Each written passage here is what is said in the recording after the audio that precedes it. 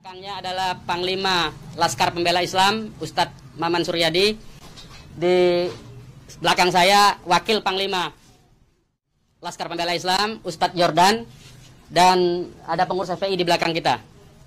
Jadi pertama-tama saya mau sampaikan bahwa kami sebelum ada pengumuman dari pihak Polda, yang tadi itu pun kita dapatnya dari televisi, sebelum kita mendengarkan pernyataan dari pihak Polda, itu kita masih menganggap keenamnya dalam status hilang. Makanya pernyataan kita yang pertama keluar itu adalah pernyataan statusnya masih dalam keadaan hilang, kita sebutkan. Karena itu pernyataan dibuat pagi hari, ya, sebelum kita mendengar kabar bahwa keenamnya sudah syahid. Nah, kemudian saya mau jelaskan kronologi backgroundnya dulu, bahwa beberapa hari yang lalu, ya, memang ada beberapa pengintai di Pondok Pesantren Habib Rizik, yaitu hari Jumat, ya. Hari Jumat itu ada beberapa pengintai yang ditugaskan oleh institusi resmi negara. Ya, saya tidak mau sebut. Oleh institusi resmi negara yang ditugaskan mengintai 24 jam. Mereka menggunakan drone dan peralatan canggih lainnya. Dan kemudian ada komunikasi dari Laskar yang menjaga Pondok Pesantren Habib Rizik di Megamendung itu dengan para pengintai. Karena kebetulan mereka terjebak dengan cara pengintaian mereka sendiri yang tidak profesional. Ada komunikasi antara Laskar penjaga Markas Syariah Megamendung dengan para pengintai. Ya. Ada 3 orang yang berhasil dikomunikasikan dan kita mendapatkan semua data-datanya. Ya, data-datanya kita dapatkan semua, identitasnya kita dapatkan semua, dan ternyata pengintaian itu bukan cuma terjadi di Megamendung, di lokasi Pondok Pesantren Habib Rizik, tetapi juga di Petamburan sini. Posisinya di sebelah sana, ya, posisi para pengintai. Ada foto-fotonya kita dapatkan. Kemudian juga di Sentul yang sempat dilakukan aksi demonstrasi. Artinya yang saya mau sampaikan di sini, Habib Rizik sejak kepulangannya memang diintai secara ketat 24 jam. Ada 30 orang. Masing-masing 10 orang di Petamburan, 10 orang di Sentul, 10 orang di Megamendung. Jadi kita sudah tahu sebetulnya. Ya, kita sudah tahu. Nah, setelah proses hari Jumat itu, beliau bersama keluarga meninggalkan tempat istirahat beliau, tempat pemulihan beliau yang tadinya di Megamendung, beliau pindah ke Sentul. Ya, pindah ke Sentul. Kemudian Ahad, ya, malam, yaitu hari Minggu, pukul 22.30, artinya lebih sekitar setengah 11-an, ya, setengah 11 sampai jam 11 malam, beliau meninggalkan lokasi dari Sentul untuk menuju ke tempat pengajian keluarga inti. Saya mau sebutkan, pengajian subuh, ya, pengajian subuh keluarga inti. Jadi tidak melibatkan pihak mana-mana pun juga. Dengan 4 mobil keluarga. Di dalam mobil ada istri beliau, ada anak dan ada menantu. Artinya ada perempuan di dalam mobil itu. Dan ada cucu beliau. 2 orang masih bayi, 3 orang balita. Ya. Jadi di rombongan Habib Rizik itu ada balita, ada bayi dan masih belum 1 tahun dan ada balita. Itu yang saya mau tegaskan. Jadi ini adalah perjalanan keluarga biasa.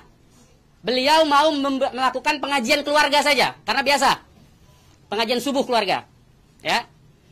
Nah, di dalam perjalanannya, lebih kurang pukul 12.30, artinya setengah 1 malam, rombongan beliau dengan dikawal. Beliau menggunakan 4 kendaraan roda 4 dan dikawal oleh 4 mobil juga oleh Laskar. Ya. Nah, di dalam perjalanan ada orang yang menguntit sejak dari keluarnya beliau dari Sentul itu. Ya. Terus dikuntit dan akhirnya para penguntit ini berusaha memotong, entah apa tujuannya. Kita sebut karena kita tidak tahu apakah dia petugas resmi atau bukan, karena dia tidak berseragam, ya. Harus disebut tidak berseragam. Ini orang-orang tidak berseragam. Berusaha memotong rombongan, ya, dan menyetop kendaraan. Nah, para pengawal tentu saja bereaksi untuk melindungi, ya, untuk melindungi Imam Besar Habib Rizik Syihab. Itu reaksi normal, karena memang mereka bertugas untuk mengawal. Reaksi normal. Yang patut diberitahukan kepada teman-teman pers semua, bahwa fitnah besar kalau Laskar kita disebut membawa senjata api dan tembak-menembak. Fitnah itu. Laskar kami tidak pernah dibekali dengan senjata api. Kami terbiasa tangan kosong. Kami bukan pengecut. Jadi fitnah. Dan ini fitnah luar biasa, pemutarbalikan fakta dengan menyebutkan bahwa laskar yang lebih dahulu menyerang dan melakukan penembakan. Kalau betul itu coba dicek. Senjata apinya, nomor register senjata apinya, pelurunya itu semua tercatat. Cek saja. Silakan dicek. Pasti bukan punya kami. Karena kami tidak punya akses terhadap senjata api.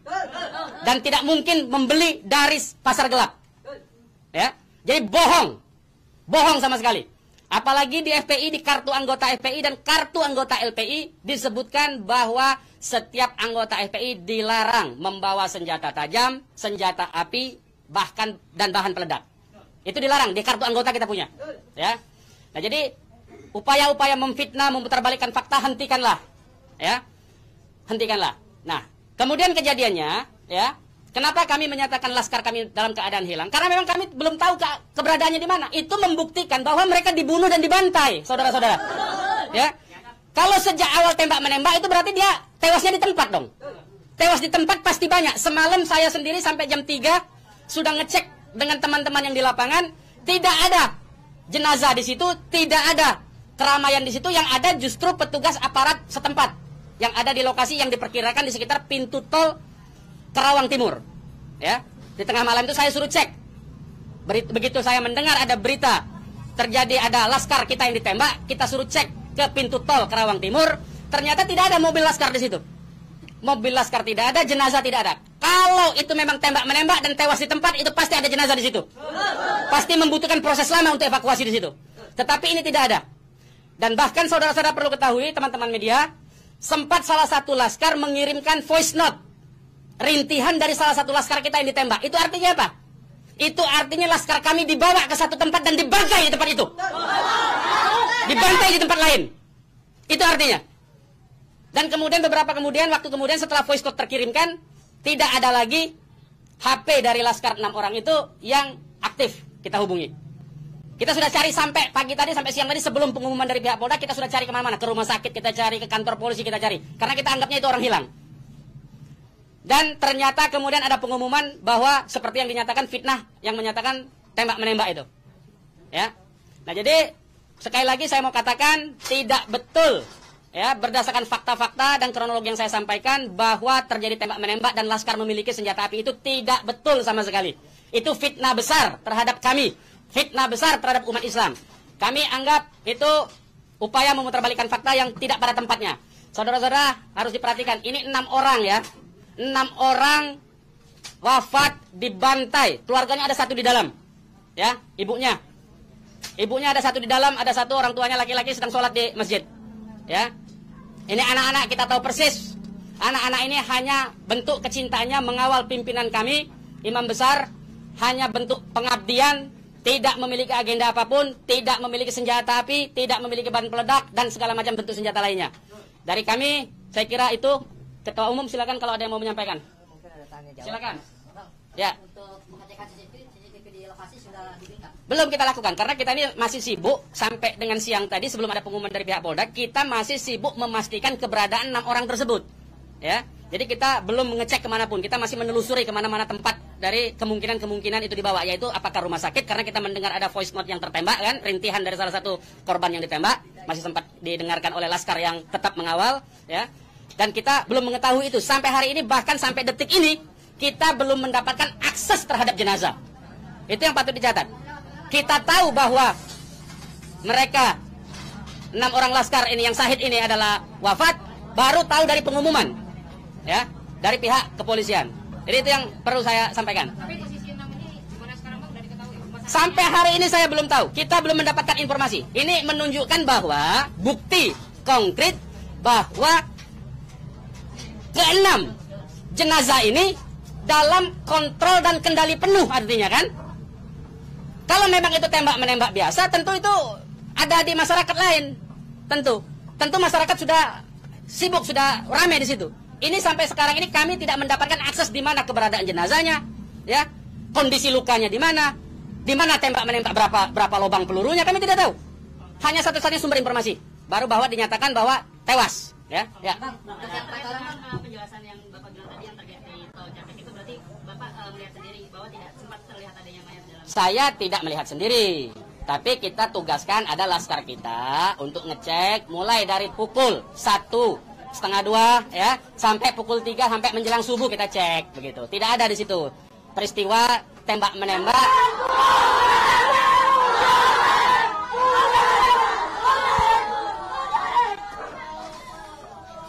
Jadi tidak ada peristiwa tembak-menembak di lokasi yang kita duga tempat terjadinya itu. Ya. Bang, untuk yang 4 orang yang masih sisa itu kan ada 10 orang katanya kan yang dikabarkan. Yang mengawal itu 4 mobil. Jadi lebih dari 10 orang. Berarti yang sisanya itu bakal bisa jadi saksi bang. Insya Allah bisa, ya, insya Allah bisa. Tapi konsentrasinya 2 mobil konsentrasi terus melakukan pengawalan terhadap Habib Rizik, ya. Yang 2 mobil lagi itu yang berhadapan untuk upaya ditangkap oleh pihak yang kita belum tahu sampai sekarang. Tapi diakui oleh mereka itu sebagai polisi kan. Mestinya kalau polisi, saya mau katakan, kalau polisi dalam upaya penyidikan, itu mestinya penyerahan surat. Kan surat sudah diserahkan, untuk apa lagi dikuntit? Kan Habib Rizik tinggal datang atau tidak kan? Kalau tidak datang kan ada upaya-upaya hukum yang mereka gunakan berdasarkan kewenangan mereka. Tidak perlu ada kuntit-menguntit seperti itu. Ya. Jadi ini menjadi catatan penting ya. Ini menjadi catatan penting. Habib Rizik sudah dipanggil dan kita sudah mendatangi hari ini pengacara kita. Ya. Jadi tidak ada kaitan itu dengan bahwa Habib Rizik seperti apa tidak ada. Ya, itu proses mekanisme hukum biasa. Ya. Silakan yang lain. Ada langkah-langkah hukum atau langkah apa terkait kejadian ini? Ya tentu begini. Jadi ini tidak boleh ada satupun ya warga negara ya penjahat sekalipun ya itu dibenarkan untuk dilakukan apa yang disebut dengan extrajudicial killing seperti itu. Kalau demikian caranya berarti lembaga kejaksaan, lembaga pengadilan dibubarkan saja. Cukup kalau polisi menganggap itu penjahat, dia ditembak, melawan, ditembak, mati udah kan? Berarti nggak perlu pengadilan. Kita ini negara hukum atau negara kekuasaan, ya.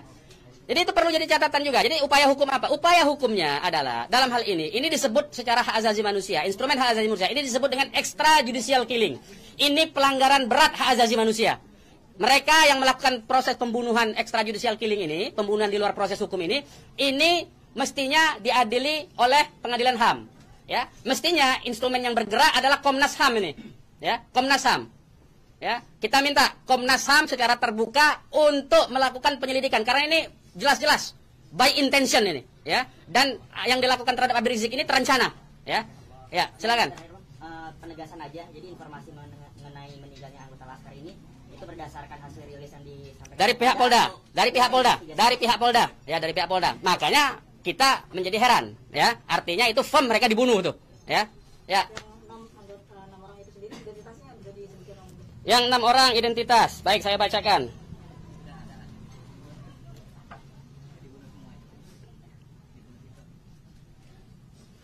Saya bacakan nama-nama laskarnya ya. 1 Faiz. Ini nama panggilan, kita belum cek nama aslinya ya. Ini baru nama panggilan dari teman-temannya yang mengabarkan. 1 Faiz, 2 Ambon, 3 Andi. Yang Andi ini ibunya sudah ada di sini di dalam kantor kita. 4 Reza, 5 Lutfi, 6 Kadafi. Ya. Semuanya adalah anggota Laskar dari Laskar DKI. Ya. Saya ulangi lagi, Faiz, Ambon, Andi, Reza, Lutfi dan Kadafi. Ya, 6 orang. Usianya kita masih cross check dengan keluarga ya. Kita belum tahu karena kita kan tidak pegang KTP-nya. Bang, satu lagi nih. Peristiwa baku tembak ini kan tidak ada peristiwa baku tembak, Mas. Peristiwa penembakan yang ada. Penembakan ini kan dikabarkan sama Pak Kapolda karena ada isu pengerahan massa ke Jakarta mengawal Habib Rizik pemeriksaan. Nah, apakah itu benar? Jadi itu membuktikan itu fitnah ya. Habib Rizik itu menuju luar Jakarta, bukan menuju dalam Jakarta. Jadi kebohongan-kebohongan seperti itu tidak layak dikutip menurut saya.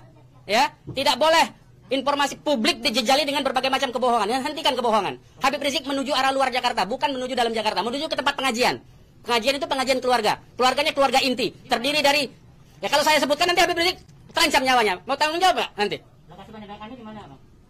Lokasi penembakan diperkirakan pintu tol Kerawang Timur. Yang udah dicek di sana di mana? Sudah dicek di situ. Kerawang Timur. Pintu tol Kerawang Timur. Sudah kita cek. Berarti kalau dari rombongan HS sendiri nggak melihat ada tembak-menembak di situ ya, Pak? Tidak ada, memang tidak ada tembak menembak. Ya, memang tidak ada tembak menembak. Sudah saya katakan berulang-ulang, tidak ada tembak menembak. Kalau bahasanya tembak menembak, itu artinya dua belah pihak memiliki senjata api yang sama. Jadi kayak saya mohon lah ya, penggunaan diksi ini Kita didiklah masyarakat ini, didiklah publik ini, edukasilah publik ini dengan fakta yang sesungguhnya.